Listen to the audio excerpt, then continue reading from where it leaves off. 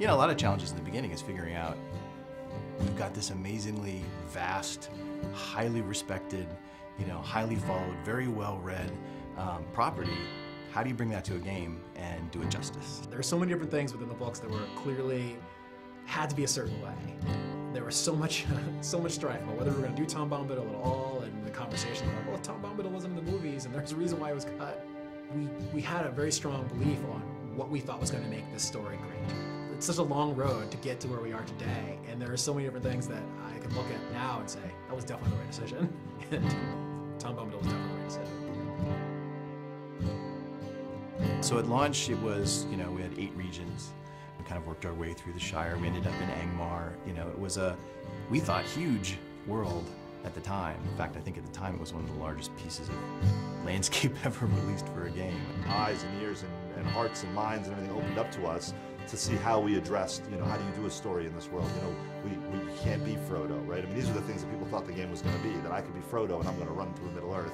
You know, we had to get them to understand what our take was, that we were allowing you to tell your own story within Tolkien's story.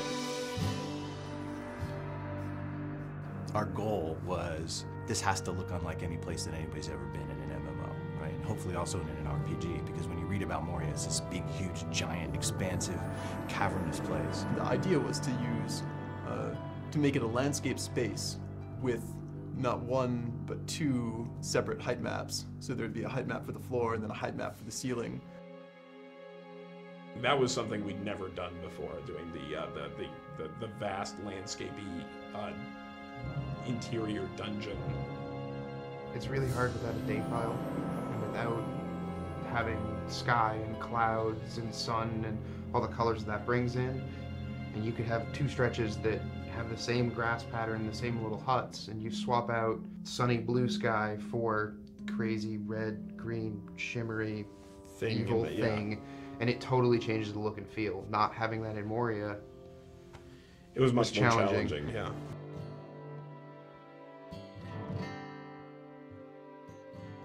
Our primary goal was to, how do we take this amazing game that people love once they get in it, but that there are some basic barriers to entry, like the subscription-only experience, and how do we reinvent what we have so that it retains all of its, you know, grand and glorious nature while addressing an audience that's much bigger. We are standing on a mound of content that is, you know, almost 10 years old, going back to when we first started early development in Turbine. I think it's a credit to the early architects of the game that we're able to, you know, continue to add on to it and grow it and do remarkable things. Coming into Rohan, we have a totally new space. We have a totally new way of playing across it.